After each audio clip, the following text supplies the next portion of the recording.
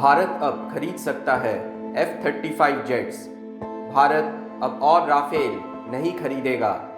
हाल ही में वॉशिंगटन ने अपने F-35 स्टेल्थ जंगी हवाई जहाज के खरीद फिरोख्त के नियमों में की है बदलाव। एक रिपोर्ट के अनुसार अब यूएस अपने F-35 स्टेल्थ फाइटर जेट को UAE को बेच सकता है और अगर ऐसा है तो दूसरा नंबर भारत का होगा और भारत के पास एक 5th जनरेशन का स्टेल्थ फाइटर जेट आ जाएगा, जो कि इस परिस्थिति में जब चीन भारत के LAC पर कब्जा करने के फिराक में है, भारत को एक मजबूत जगह में लाकर खड़ा कर देगा। इसके पहले भारत 36 फ्रेंच राफेल विमान को खरीदे। भारत ने कई और विमान जैसे F-16S, Boeing FA-18S, Eurofighter typhoon, MiG-35 और स्वीडन की सैब ग्रिपेन विमानों में से राफेल को चुना था, क्योंकि यह 4.5 जनरेशन वाला विमान जाना जाता है अपने बेजोड़ क्षमता और युद्ध में अनेक प्रकार की भूमिका निभाने के लिए। यह 2 इंजन से लैस होने के साथ साथ और बहुत सारे हथियारों को ले जा सकता है, जो कि इससे एक एयर सुपीरियॉरिटी विमान बनाता है। यह विमान in depth strike, anti ship strike और अपने परमाणु निरोध क्षमता के लिए जाना जाता है। इन सब के बावजूद यह विमान F-35 से स्टेल्थ टेक्नोलॉजी ना होने के कारण पीछे है। आइए हम और ज़्यादा विस्तार से F-35 विमान के बारे में जानते हैं। लॉकहेड मार्टिन का F-35 एक सीट, एक इंजन, सभी मौसम में इस्तेमाल किया जा सकने वाला स्टेल्थ टेक्नोलॉजी वाला मल्टी रोल लड़ाकू विमान है, जिसकी विशेषता हवाई श्रेष्ठता और स्ट्राइक करना है। इसके अतिरिक्त यह इलेक्ट्रॉनिक युद्ध, खुफिया मिशन, निगरानी और टोही करने में भी सक्षम है। लॉकहेड मार्टिन इस विमान का प्रमुख ठेकेदार है और इसके साथ नॉर्थरॉप ग्रूमैन और BAE सिस्टम्स इसके पार्टनर्स हैं। यह विमान के 3 वेरिएंट्स हैं। F-35A, जो कि पारंपरिक टेक ऑफ और लैंडिंग करता है। F-35B, जो कि शॉर्ट टेक ऑफ और वर्टिकल लैंडिंग करने में सक्षम है। F-35C, जो कि एयरक्राफ्ट कैरियर में इस्तेमाल किया जाता है। F-35 का पहला इस्तेमाल 2018 में हुआ था इजरायली एयरफोर्स के द्वारा। आइए जानते हैं इस विमान के इंजन के बारे में। यह एक इंजन चालित विमान है जिसको प्रैट एंड विटनी F-135 द्वारा बनाया गया टर्बोफैन से थ्रस्ट मिलता है, जो लगभग 191 किलो न्यूटन का है। यह टर्बोफैन F-22 रैप्टर में इस्तेमाल होने वाले टर्बोफैन से बड़ा और उच्च बाईपास अनुपात वाला है, जो कि इसकी फ्यूल एफिशिएंसी को बढ़ाता है। इसका इंजन का डिज़ाइन F-22 रैप्टर की तरह सुपर क्रूज करने के लिए ऑप्टिमाइज नहीं किया गया है। F-35 का इंजन लो आफ्टरबर्न होने के कारण इसको स्टेल्थ बनने में मदद करता है। इसकी मोटी घुमावदार वेनियों में ईंधन इंजेक्टर के शामिल होने से हीट और आफ्टरबर्न के निशान रेडार नहीं पकड़ पाती है। इस विमान के वेनों और टरबाइन को रेडार शोषक सामग्री द्वारा कवर किया जाता है, जो कि इसके वेनों और टरबाइन को भी दुश्मन के रेडार से छुपने में मदद करता है। सेंसर्स और एवियोनिक्स। F-35 का सेंसर और एवियोनिक्स इस विमान के सबसे जटिल पहलुओं में से एक है। इसकी एवियोनिक्स और सेंसर फ्यूजन पायलट को स्थितिजन्य जागरूकता, कमान और नियंत्रण क्षमताओं, नेटवर्क केंद्रित युद्ध में मदद करता है। इसके 5 प्रमुख सेंसर में शामिल है।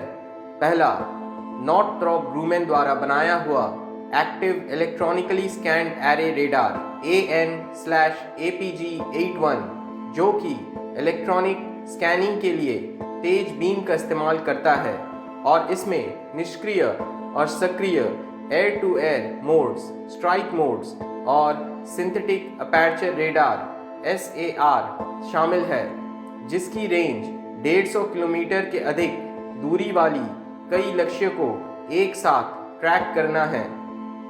दूसरा, BAE सिस्टम्स का बनाया हुआ बैराकूडा इलेक्ट्रॉनिक वॉरफेयर सिस्टम AN/ASQ-239 है, जो 360 डिग्री में पायलट की स्थिति जागरूकता को बढ़ाता है और 360 डिग्री में कहीं से भी आने वाली कोई भी मिसाइल या विमान की जानकारी पायलट को देता है।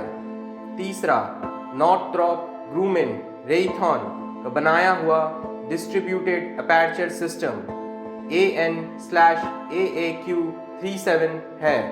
यह सिस्टम हर डायरेक्शन में कोई भी मिसाइल या एयरक्राफ्ट को डिटेक्ट और ट्रैक करता है।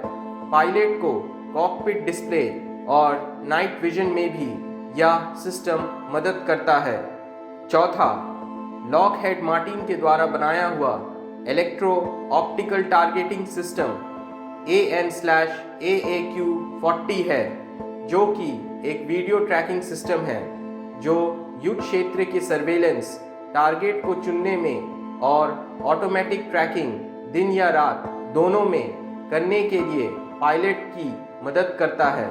पांचवा, नॉर्थरॉप ग्रूमन के द्वारा निर्मित AN/ASQ-242 संचार, नेविगेशन और पहचान CNI सिस्टम है। स्टेल्थ F-35 के डिज़ाइन का प्रमुख पहलू है और रेडार क्रॉस सेक्शन RCS को कम किया गया है और इसके अलावा रेडार अब्जॉर्बेंट मटेरियल्स RAM का भी इस्तेमाल किया गया है। RCS को कम करने के लिए किनारों और संरेखण त्वचा पैनलों का संरक्षण और इंजन और टरबाइन के मास्किंग किया गया है। कॉकपिट, इसका कॉकपिट ग्लास से बना है, जो कि पायलट को अच्छी स्थितिजन्य जागरूकता देता है। इसका मेन डिस्प्ले 20x8 इंच का है, जो कि एक पैनोरामिक टच स्क्रीन है, जो कि उड़ान सामग्री, store management, communication, navigation and identification यानी CNI और एकाकृत सावधानी और चेतावनी इसमें दिखाई देती है। पायलट अपने हिसाब से इसे कस्टमाइज भी कर सकता है। इसके कॉकपिट में एक स्पीच रिकॉग्निशन सिस्टम है, जो कि एडरसेल द्वारा बनाया गया है।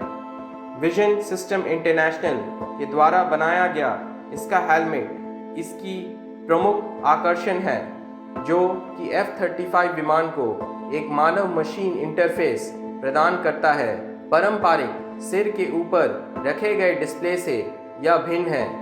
यह HMDS या हेलमेट माउंटेड डिस्प्ले सिस्टम है। HMDS या हेलमेट माउंटेड डिस्प्ले सिस्टम उड़ान संबंधी और लड़ाई संबंधी सभी जानकारियों को हेलमेट के वाइजर में डिस्प्ले करता है, जो कि पायलट को दिखाई देता है, चाहे वे किसी भी दिशा में देख रहा हो। इस सिस्टम की मदद से पायलट मिसाइल दाग सकता है, चाहे विमान की नाक किसी भी दिशा में हो। इसकी कीमत लगभग $4 लाख यानी करीब 3 करोड़ रुपए के आसपास है। आर्मामेंट्स, यह करीब 680 केजी से 1100 केजी के हथियार ले जा सकता है, जिसमें air to air missiles, air to surface हथियार जिनमें joint direct attack munition, Paveway series bomb, joint stand off weapons और क्लस्टर मुनिशंस शामिल है। इसका inboard station AIM-120 AMRAAM missile को भी ले जा सकता है और मीटियोर मिसाइल भी इसमें लगाया जा सकता है। 36 राफेल जेट्स की कीमत करीब 59,000 करोड़ की थी और 36 F-35A वेरिएंट्स की कीमत लगभग 22,000 करोड़ है और 36 F-35B वेरिएंट्स की कीमत लगभग 27,000 करोड़ और 36 F-35C वेरिएंट्स की कीमत लगभग 26,000 करोड़ की है। पर यह कीमत सिर्फ विमान की है और इसमें कोई भी मिसाइल या HMDS नहीं लगी हुई होगी और इस विमान को अमेरिका सिर्फ नाटो देश को ही अब तक बेचता चला आ रहा है। यह विमान 2006 से सर्विस में है। अगर F-35 विमान अमेरिका भारत को बेचता है तो यह चीन के J-20 स्टेल्थ विमान से डायरेक्ट टक्कर लेकर उसको धूल चटा सकता है।